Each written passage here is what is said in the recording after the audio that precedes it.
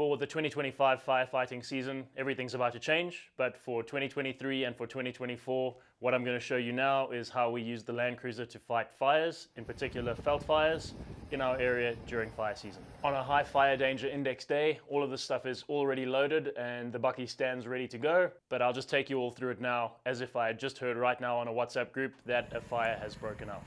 So the first thing we do is we reverse the bucky into the garage, which you're here with me on already. Right after that, the first thing I do is load the 2 max tracks, and that's just in case one gets stuck. Additionally, it also provides a little bit of a gap here on the bucky so that the firefighter doesn't press right up against the cab, which it can do, but with there being a little bit more space, it just allows for someone to stand on the back of the bucky safely rather than right at the back where there's fewer places to grab on safely when we're driving fast and bumping around. So the next thing is the firefighter itself, which I don't know how much it weighs. I guess about somewhere between 100, maybe a little bit less than 100 kgs, I'm not sure. And that's empty at this stage, so I just slide it right onto the bucky. This one is a high pressure firefighter. I also have a low pressure one, which is what we used in our first firefighting season. And there's a couple of reasons why one has a high pressure over a low pressure in this part. The main one being that you get longer run time, so you can run on one tank a lot longer with a high pressure sprayer than with a low pressure sprayer. A low pressure sprayer probably gets you about 25 to 30 minutes of continuous spraying before you need to fill up again, and a high pressure sprayer gets you close on 45 if not more minutes of spraying time. So the next thing I do is I strap it down with a ratchet strap. And that's just obviously more for when it's empty than for when it's full, in fact. It helps to keep the firefighter in place and not moving around on the back of the bucky. This would normally be pre-prepared like that just to make it shorter. I have one ratchet strap sort of set aside to be the one used for holding the firefighter down. We're in it here. Got here a couple of minutes ago, but we are on the front line making it happen. This is very much running against the clock. Every minute that you take to get ready for fighting a fire is a minute that allows it to spread significantly further and get more out of control, especially if it's on your own land or land nearby. Okay, that's strapped down pretty well. Then I'll, as a course of action, actually move the max tracks out of the way so that someone can now stand there and the space is open. Yeah. Okay, then I've got my firefighting personal protective clothing, which I'll show you outside once the firefighter is filling. Got some petrol for the pump, the centrifugal pump. We've got a mix of petrol and diesel here for, this is called a drip torch, and I might explain that a little bit more as well. It's for a different part of the firefighting strategy. Got what's called a venturi, which enables us to suck water out of dams or other places if need be, if we don't have a good source of water. Then we have a blower, which forms part of the strategy of firefighting as well, especially when you need men on the ground where buckies can't go. So that is almost everything. And the last thing to get loaded in before we drive away will be these 2 fire beater sticks, and that also forms part of the strategy. So now we'll drive out of the garage and continue with the process of filling up the water and getting dressed to fight, and I'll see you there.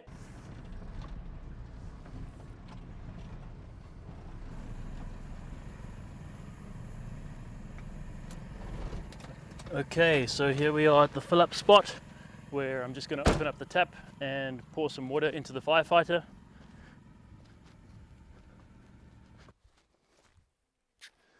Okay, so once the tap is open, we're kind of looking at a 10-minute countdown before aiming to leave. The takes about 10 minutes to fill up with this water pressure at the moment, and that's basically the big difference between what we've done before and what we're going to do in the future. Going into this year, we have a water source that can actually fill up the tank in 2 minutes. So it'll change my strategy a little bit, but right now, where I have 10 minutes of basically waiting around or 10 minutes to get myself in order, I can kind of go at a somewhat leisurely pace and then off I go. So yeah, once the water is running, next step is to open up the hood and increase the tire pressure with the compressor that I have here, obviously. And I'll just open up the driver's side door, get out my air compressor hose, which is stored in my kit over here, and that's the hose and the head, and we're pumping the back tires up to 4.25 bar, and the front tires will remain at 2.5.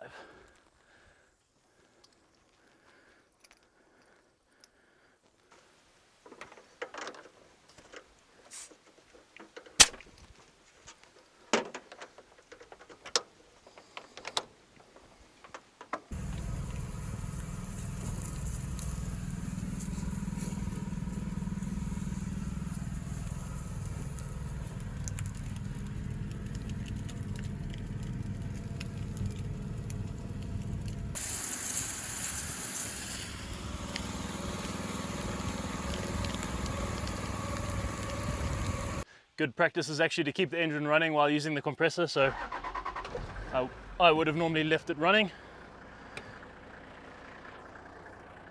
And we're going to go up to 4.25 bar at the back on both sides.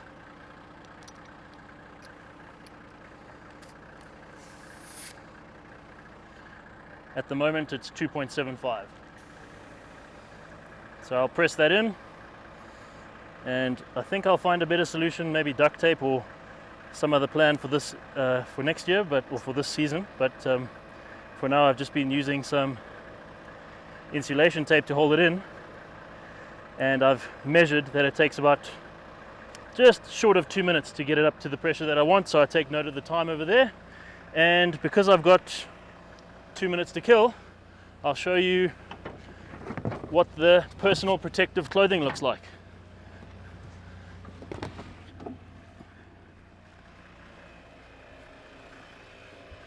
Okay, so here's my personal protective clothing, and it's quite a simple kit really, but I'm quite proud of it. It's got my boots, really nice pair of boots in it.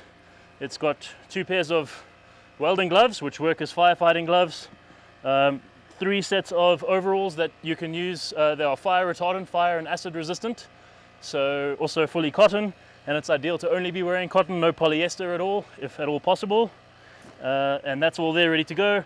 A basic first aid kit, and then we've also got a big burn shield here in the bottom in case of a burn, which is just something you can lay over the burn, which helps not have it spread faster or make the situation worse. It's just a good first line treatment, a known good first line treatment for burns.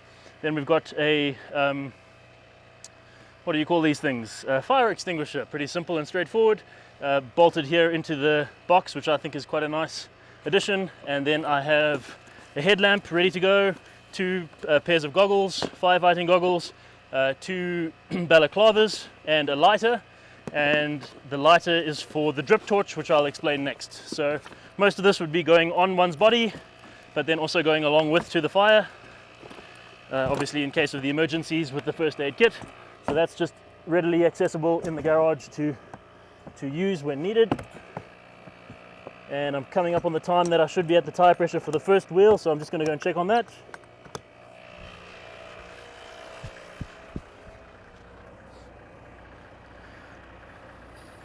I taped it better than I thought I would. Where does this end? Should have a little pocket knife ready to cut it if I need to, eh? The devil is in the details.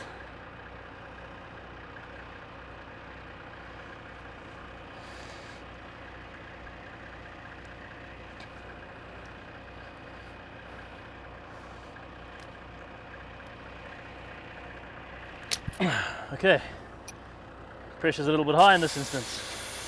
So we'll drop it down a little bit.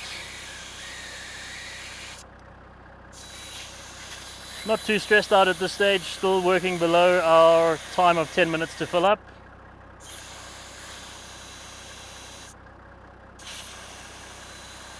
See over here, duct tape would have been a better solution. There we go, we're at 4.25 bar. And there's my cap.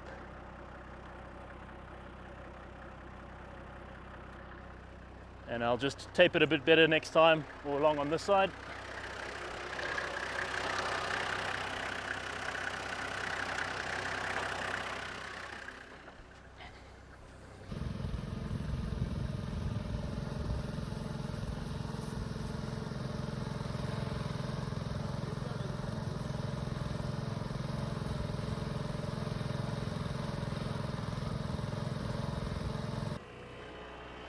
And we're moving along nicely. Okay, I'll just put this on the back of the bucky again.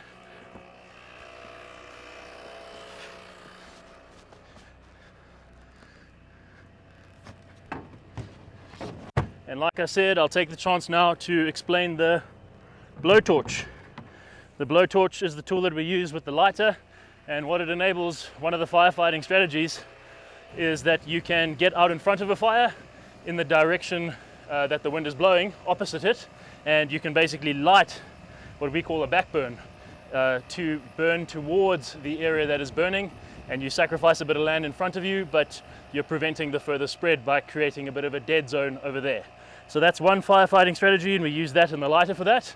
And then the other firefighting strategy we have is basically called the pincher attack, or the pincer attack, which is basically that you fight from the back of the fire, on the left side or on the right side of the fire, called the left flank and the right flank, never directly in front of the fire, and you just try and suppress that fire as best as possible while you're going along. Okay, I'll have to check on that tire now. We're at 4 bar, so very soon we'll be at 4.25 and we should be ready to go. We're coming up at 8.5 minutes since I started my stopwatch, so at 10 minutes is time to drive away, because that is when the tank will be full and ready to go. Coming up at 4.2 bar, 4.25, good to go. Okay, good. And now we have a minute or so just to pack up the air compressor. There we go. I'm not going to be packing it up neatly today. Generally have a bit of dead time or time to kill at the fire later on.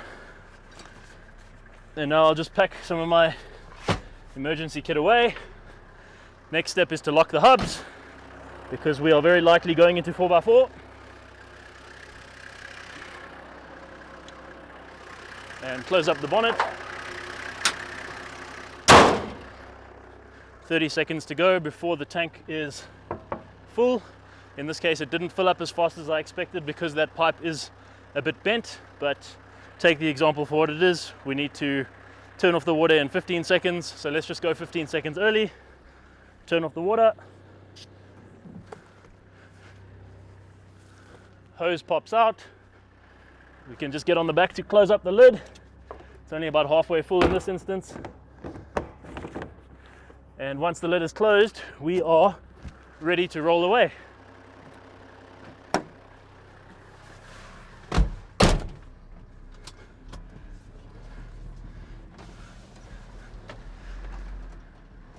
As you can imagine, preparing for these things and going to them and reacting as quickly as possible is vitally important. It is our livelihoods that we're fighting for here most of the time. If we lose all of our grazing, we can't farm. And so this is something we take really seriously and something that's really important to us. Generally quite adrenaline filled when you rush out to a fire. So making sure you've got a charged phone and water and some food and supplies to go is a good thing. And I'll just drop it into 4x4 quickly and off I'll go.